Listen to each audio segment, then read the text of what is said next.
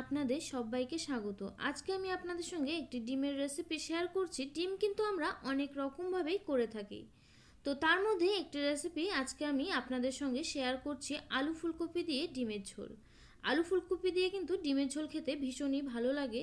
তো দেখুন, এই রেসিপিটি বানাতে এখানে আমার উপকরণ লাগছে, এখানে রয়েছে 8টা ডিম আমি সেদ্ধ করে খোসা ছাড়িয়ে নুন হলুদ দিয়ে এভাবে ম্যারিনেট করে রেখেছি। রয়েছে একটা ফুলকপি আমি বেশ বড় বড় টুকরো করে এভাবে কেটে নিয়েছি। রয়েছে এখানে মিডিয়াম সাইজের আলুগুলোকে আমি সেদ্ধ করে খোসা ছাড়িয়ে নিয়েছি। রয়েছে দুটো মিডিয়াম সাইজের টমেটোগুলোকে আমি বেশ ছোট টুকরো করে এভাবে কেটে নিয়েছি। এখানে রয়েছে দুটো পেঁয়াজ বাটা। এখানে রয়েছে আদা আর রসুন মিলিয়ে 3 চা চামচ। এখানে রয়েছে বেশ কয়েকটা কাঁচা লঙ্কা কুচি, আপনারা চাইলে বেটেও ব্যবহার করতে পারেন। রয়েছে ধনেপাতা কুচি, পরিমাণ মতো নুন, হলুদ গুঁড়ো 1 চা চামচ, কালারের জন্য রয়েছে কাশ্মীরি লঙ্কা গুঁড়ো 1 চা চামচ, জিরে গুঁড়ো 1 চা চামচ, ধনে গুঁড়ো 1/2 চা চামচ, গরম মশলা গুঁড়ো 1/2 চা চামচ। এখানে ফোড়নের জন্য রয়েছে দুটো শুকনো লঙ্কা, রয়েছে গোটা জিরে। তো এখানে আমি রান্নাটা করার জন্য একটি কড়া বসিয়ে দিয়েছি, আর কড়াতে দিয়ে দিয়েছি বেশ কিছু পরিমাণ তেল। আর এখানে তেল গরম হয়ে এলে এখন আমি এতে দিয়ে দিচ্ছি একে একে ডিমগুলোকে। এখন আমি এই ডিমগুলোকে একটু নেড়েচেড়ে হালকা করে একটু ফ্রাই করে নিচ্ছি। এখানে দেখুন ডিমগুলো হালকা করে ফ্রাই করে নিয়েছি, আর এখন আমি একটি বাটিতে তুলে নিচ্ছি। এখন আমি এই কড়াতেই দিয়ে দিচ্ছি একে একে ফুলকপির টুকরোগুলোকে এভাবে একটু নেড়েচেড়ে বেশ লাল লাল করে একটু ফ্রাই করে নিচ্ছি। এখানে দেখুন ফুলকপিগুলো ফ্রাই করা হয়ে গিয়েছে, আর এখন আমি একটি বাটিতে তুলে নিচ্ছি।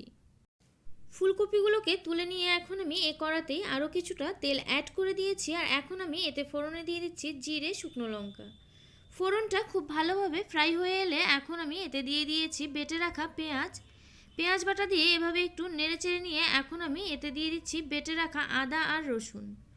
এখন এগুলোকে সমস্ত কিছুকে আবারও এভাবে নেড়েচেড়ে কষিয়ে নেব 1.5 থেকে 2 মিনিট মতো। এখানে দেখুন 1.5 থেকে 2 মিনিট মতো হয়ে গিয়েছে, আর এখন আমি এতে দিয়ে দিচ্ছি কেটে রাখা টমেটোর টুকরো দিয়ে আমি আবারও একটু এভাবে নেড়েচেড়ে খুব ভালোভাবে মিশিয়ে নিচ্ছি। এভাবে মিশিয়ে নেওয়া হয়ে এলে এখন আমি এতে দিয়ে দিচ্ছি নুন, দিয়ে দিচ্ছি হলুদ গুঁড়ো, দিয়ে দিচ্ছি লঙ্কা গুঁড়ো, দিয়ে দিচ্ছি জিরে গুঁড়ো, দিয়ে দিচ্ছি ধনে গুঁড়ো, দিয়ে দিচ্ছি কুচিয়ে রাখা লঙ্কা। এগুলো সমস্ত কিছু দেওয়া হয়ে গেলে এখন আমি মশলাটাকে খুব ভালোভাবে এভাবে নেড়েচেড়ে কষিয়ে নিব, যতক্ষণ না মশলা থেকে কাঁচা গন্ধটা চলে যায় আর মশলা থেকে তেল ছেড়ে দেয়। এখানে দেখুন মশলা থেকে কিন্তু তেল ছেড়ে দিয়েছে, আর মশলাটা কিন্তু খুব ভালোভাবে কষানো হয়ে গিয়েছে। আর এখন আমি এ সময় এতে দিয়ে দিচ্ছি সেদ্ধ করে রাখা আলুগুলো দিয়ে মশলার সঙ্গে খুব ভালোভাবে এভাবে নেড়েচেড়ে একটু মিশিয়ে নিচ্ছি।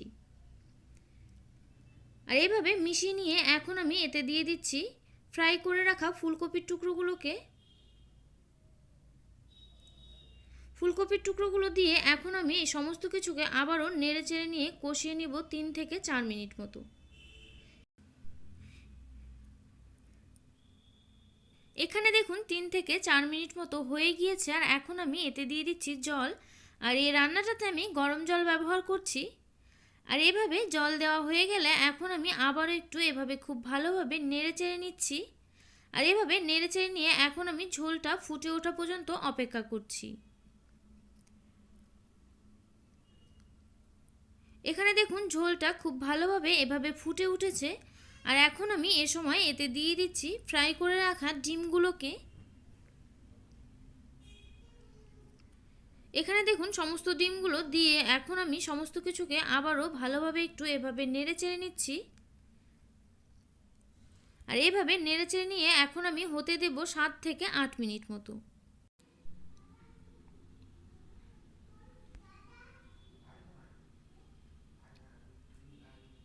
এখানে দেখুন 7 থেকে 8 মিনিট মতো হয়ে গিয়েছে আর এখানে কিন্তু ঝোলটা অনেকটাই কমে এসছে। আর এ সময় এখন আমি আবার একটু এভাবে নেড়ে চেড়ে নিচ্ছি।